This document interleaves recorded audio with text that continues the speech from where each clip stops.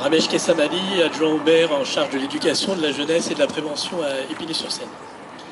Alors nous, élus locaux rassemblés devant l'Assemblée nationale, demandons l'application des mesures suivantes permettant de protéger les populations survolées et de réduire les nuisances engendrées. Pour l'aéroport de Roissy-Charles de Gaulle, le plafonnement du trafic à 440 000 mouvements annuels, l'instauration d'un couvre-feu entre 22h et 6h. Pour l'aéroport d'Orly, le plafonnement du trafic à 200 000 mouvements annuels, l'allongement significatif du couvre-feu, actuellement fixé de 23h30 à 6h. Pour l'aéroport du Bourget, le plafonnement du trafic à 50 000 mouvements annuels, l'instauration d'un couvre-feu entre 22h et 6h. Pour l'aéroport de Beauvais-Tillé, le plafonnement du trafic à 32 000 mouvements annuels, niveau actuel, et l'instauration d'un couvre-feu entre 22h et 6h. Merci. Dominique Carré, élu à Pierrefitte et au territoire de pleine commune à l'écomobilité, pour ces 4 aéroports qui ont été nommés. Nous exigeons la détermination d'objectifs de réduction du bruit aérien et du nombre d'habitants impactés de jour comme de nuit. Nous exigeons l'utilisation de nouvelles valeurs limites de LDN 45 et LNIC 40 recommandées par l'OMS pour la réalisation des différents documents, carte stratégique du bruit, plan de gêne sonore, plan d'exposition au bruit. Nous exigeons l'interdiction des avions les plus bruyants. Ces mesures s'imposent tant pour la protection de la santé de 1,9 million de franciliens survolés que pour réduire l'impact climatique du secteur aérien en région de France et en France.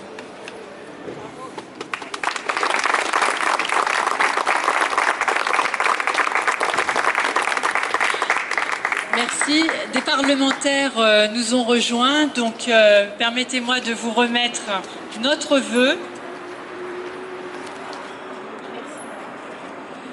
Donc le couvre-feu, c'est 22h, 6h pour les demandes. On va faire une petite rectification. Est-ce que vous souhaitez prendre la parole? Venez. Merci beaucoup, Madame Pontier. Mesdames, Messieurs, en vos grades et qualités, pour n'oublier personne, tout a été dit en réalité et très bien dit avant moi. Et par ce vœu, d'ailleurs, que vous formulez, je veux rajouter peut-être une chose. D'abord, c'est une belle journée. Et c'est une belle journée à double titre, parce que le ciel est clair et on peut apercevoir les avions, et on l'a dit, on ne veut pas la disparition ou la mort des avions. Et c'est aussi une belle journée parce qu'il y a du changement précisément dans l'air, si vous me permettez ce jeu de mots. C'est une journée de rassemblement, et le mot d'ordre, c'est effectivement le rassemblement, de rassemblement inédit. Nous sommes nombreux, il y a des gens qui se sentent concernés, j'ai envie de dire des citoyens, il y a des élus, des maires, des conseillers municipaux, des parlementaires, des représentants de départements et de régions. Il y a des présidents d'associations, d'autorités, monsieur le président que je salue. Ça veut dire quelque chose. Et derrière nous, en réalité, surtout, il y a des millions de Français. Il y a des millions de Français qui sont impactés aujourd'hui par les nuisances aériennes. Et moi, je me réjouis du fait que nous avons passé une forme de cap pour explorer peut-être plutôt un nouveau champ, parce que on se rend compte de plus en plus que c'est pas une question partisane. Il n'y a pas des nuisances aériennes qui seraient de droite ou de gauche. Il n'y a pas des problèmes de santé qui seraient de droite ou de gauche.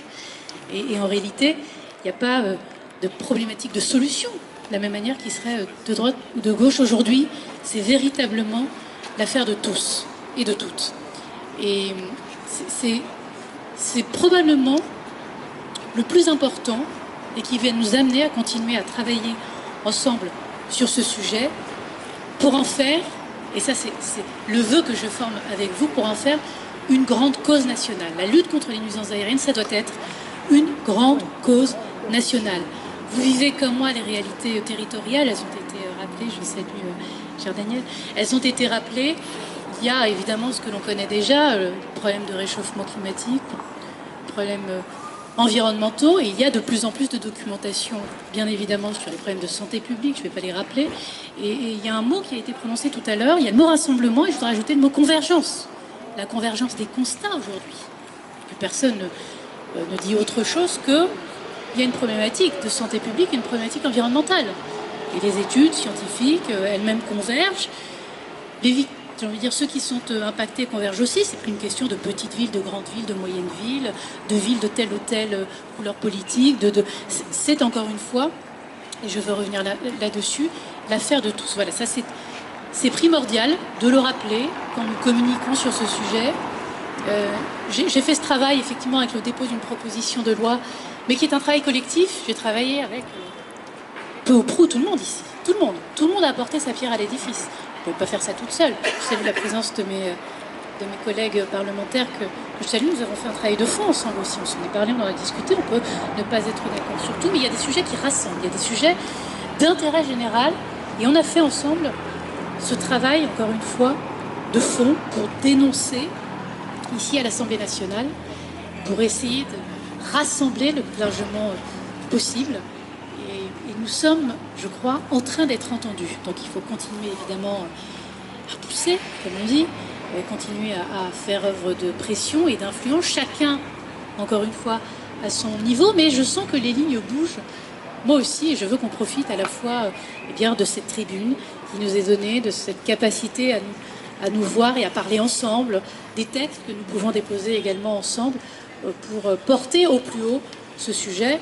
Et donc je veux terminer simplement en disant que vous pouvez évidemment compter sur ma mobilisation et sur mon travail, bien sûr, pour continuer à porter cette voix, parce que c'est un sujet d'intérêt général, et ça veut dire ce que ça veut dire.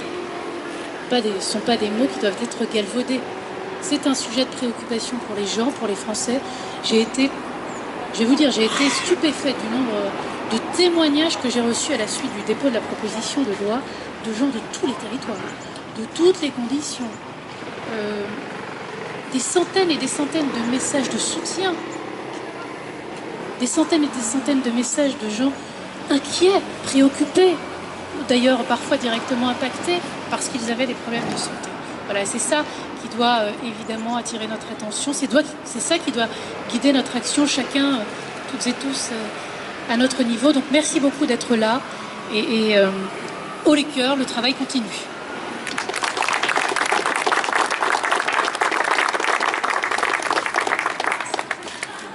Monsieur Julien Bayou. Oui, merci beaucoup toutes et tous pour l'organisation de cette manifestation et un salut en particulier à Eugénie Pontier qui fait ce travail exigeant de liant. Tout a été dit aussi, je voulais juste affirmer une détermination. Il n'y a pas de fatalité à ce que finalement on entretienne cette citoyenneté de seconde zone. J'y vois moi en tant que député écologiste évidemment un impératif climatique. Je ne vais pas revenir dessus, tout le monde le comprend. On a besoin de réduire drastiquement le nombre d'avions en circulation et peut-être finalement non pas être pour ou contre l'avion, mais de retrouver la question de l'usage. Il y a des vols qui sont précieux. Je pense à cette étudiante qui peut partir en Erasmus à l'autre bout du monde.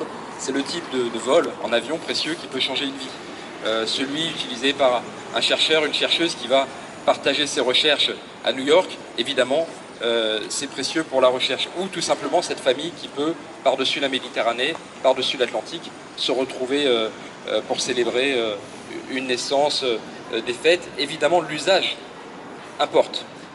À comparer, évidemment, aux caprices que peuvent représenter les vols en jet privé.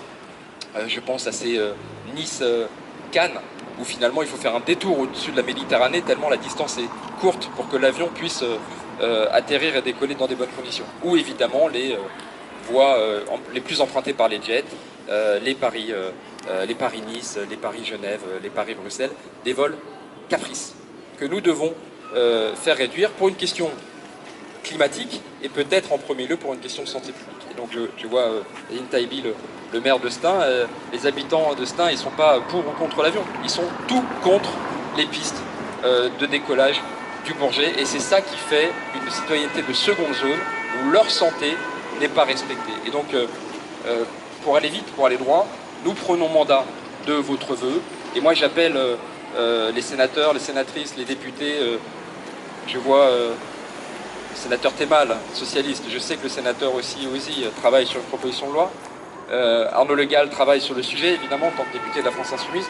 Naïm Mamouchou, vice-présidente de l'Assemblée, a fait un énorme travail. Je nous appelle à déposer conjointement un texte basique, simple, qui réclame la baisse du nombre de circulations sur tout le territoire et la mise en place d'un couvre-feu national sur tous les aéroports. Comptez sur nous.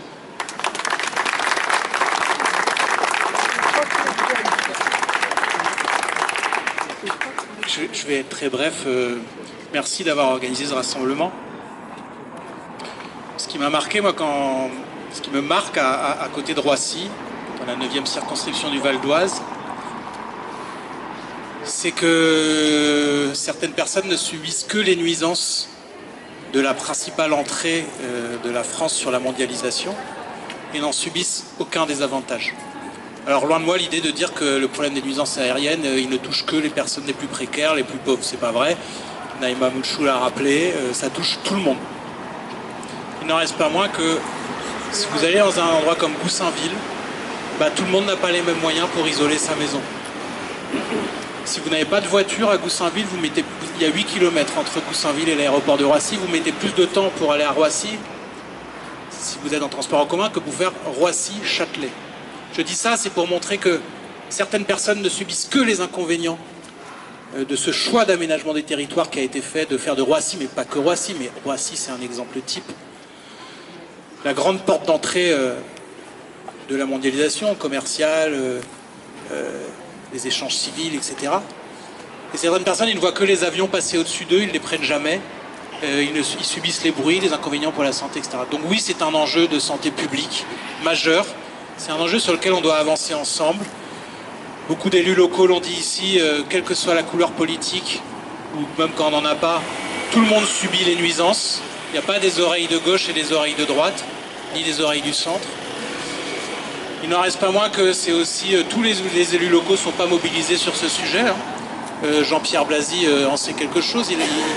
Dans l'est du Val d'Oise, un certain nombre d'élus locaux sont encore sur un logiciel plus ancien, de penser que finalement l'enjeu économique de l'aéroport l'emporte sur tout le reste. Et il faut les convaincre. Il faut les convaincre que c'est une vision à court terme. Alors on a des tactiques différentes qui visent au même objectif. Il y a plusieurs propositions de loi. En effet, à terme, il serait peut-être utile que ça converge. Je voudrais juste noter un point, sans aucun esprit de polémique. Ça n'est pas vrai que c'est une question purement apolitique. Parce qu'on a un gouvernement et seul lui peut décider ou non de mettre ses propositions à l'ordre du jour de l'Assemblée. Parce qu'à ce stade, les propositions restent des propositions. Il n'y a pas de projet de loi. Et donc il est fondamental que pour qu'on puisse en débattre, le gouvernement, le bureau de l'Assemblée, puisse un jour ou l'autre, avec la majorité qui est la sienne, décider que ce sera vraiment décidé en hémicycle et que ça ne restera pas que des propositions qui sont importantes, qui montrent un objectif clair, qui font connaître aux gens les enjeux, mais qui à l'heure actuelle ne sont pas prévus encore dans l'ordre du jour de l'Assemblée. Donc nous devons pousser pour qu'elles soient mises à l'ordre du jour. Je vous remercie. Et évidemment, on compte sur vous. Alors, monsieur Thémal. Moi, je suis venu en voisin, pas très loin, puisque je viens du Sénat, et donc, très rapidement. Donc, c'est vrai qu'on a déjà déposé, j'ai déposé une proposition de loi au Sénat. On a aussi à la région Île-de-France, je vois des collègues de la région Île-de-France, aussi déposé un vœu, je me présente du groupe Écolo, on a déposé un vœu avec notre groupe pour effectivement l'arrêt des nuisances, donc ça veut dire le couvre-feu et la limitation du nombre de rotations. Mais je souscris totalement à la proposition qui est faite, à savoir que réunissons-nous rapidement maintenant, l'ensemble des parlementaires qui travaillent sur ces questions-là à l'Assemblée et au Sénat, et déposons un texte commun, un nouveau texte commun, une proposition de loi, et ensemble nous pourrons faire en sorte, d'ailleurs je le dis, certes c'est un temps limité, mais on peut aussi demander au gouvernement sur son temps parlementaire de l'inscrire. Donc on voit bien qu'on ne pourra y arriver, donc je le dis, on y arrivera si tous les parlementaires concernés déposent le même texte et mènent la même action, et c'est l'engagement que je prends ici devant vous. C'est parfait. Gérard, venez avec moi. Je vous propose de clore notre rassemblement Donc nous sommes de très nombreux élus investis sur l'amélioration du cadre de vie via la réduction des pollutions environnementales, dont les nuisances aériennes. Nous sommes organisés et d'accord pour ne pas tirer la couverture à nous et repousser les nuisances chez les autres. Nous ferons front pour que la qualité de vie dans nos villes ne soit pas jetée à terre par un secteur aérien sous-réglementé, non régulé. Nous ne supportons plus d'avoir des promesses de lendemain moins bruyants, moins pollués et voulons des engagements clairs du gouvernement maintenant. Merci de votre présence à toutes et tous. Nous ne reculerons pas sur nos demandes pour la santé de nos administrés et la sauvegarde du climat. Merci à vous.